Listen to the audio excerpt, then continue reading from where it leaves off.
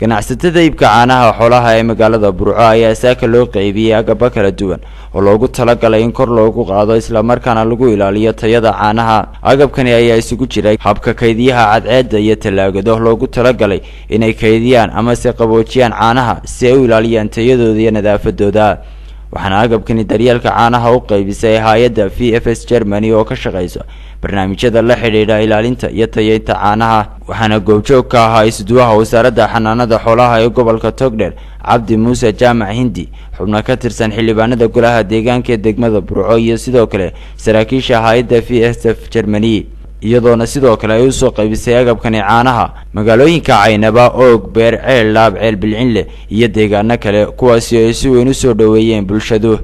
isduwaha wasaaradda xanaanada xoolaha ee Togdheer Cabdi Hindi ayaa soo dhaweeyay agabkani talaagadaha iyo kaydiyaha cadceedda ee loo qaybiyay ganacsatada caanaha Burco.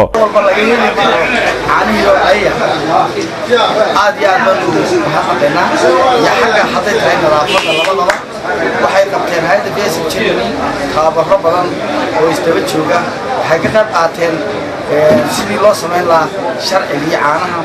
xildhibaan Siciid Axmed Maxamed Raage iyo Khadar Nuux Xaaji Siciid ayaa iyaguna tilmaamay ahmiyadda uu barnaamijkan u leeyahay fayadhowrka caanaha, waxaana uga mahad celiyeen hay'adani sida ay markasta uga qayb qaadato ilaalinta iyo xirfadeynta dadka ehelka u ah caanaha.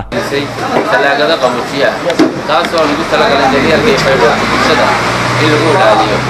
talaagadani waxa weeye talaagad wada taageerkeedu dhammaystiran. bakteeriya aad iyo aad ugu mahadcelinaynaa waxaanu ku xeeran joogayaan haatan waxaad aad iyo aad uga shaqeysaa degmada.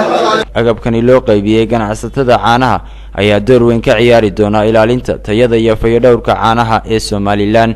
Cabdi Saaqfaar Cabdilaahi, telefishinka qaranka Jamhuuriyadda